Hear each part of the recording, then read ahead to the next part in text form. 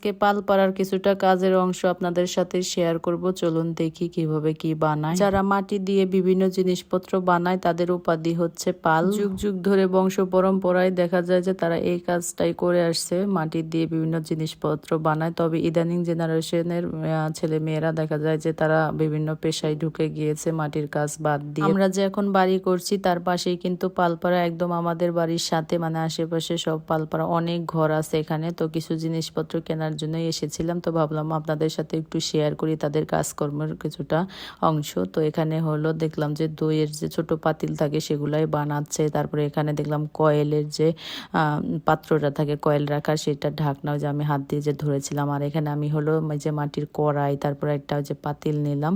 আর এটা হচ্ছে যে ভাপা পিঠা বানানোর যে ছোট ছোট পাত্র থাকে সেটা, এগুলাই কিনে নিলাম।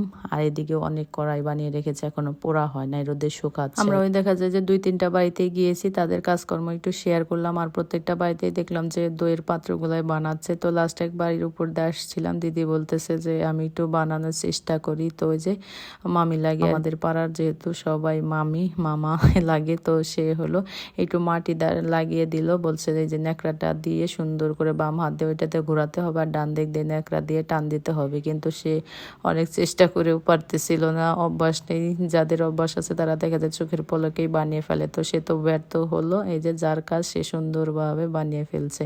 এটা হলো দইয়ের পাত্র। অনেক বাড়িতে দেখলাম যে দইয়ের পাত্রটাই বেশি বানাচ্ছে। তো এটা আমাদের বাড়ির পাশে একদম, তো তার জন্য একটু আপনাদের দেখালাম কেমন করে কি কাজ করে। আর আমার আজকের এই পালপাড়ার ভিডিওটা আপনাদের কেমন লাগলো অবশ্যই কমেন্টস করে জানাবেন। আর এই যে আমরা একদম গোল হয়ে বসে সবাই দেখছিলাম মামির কাজ কিরকম করে করছে এত সুন্দরভাবে। আর আমাদের কাছে যা কষ্টসাধ্য শুধু দেখেই যাচ্ছি অপলক দৃষ্টিতে।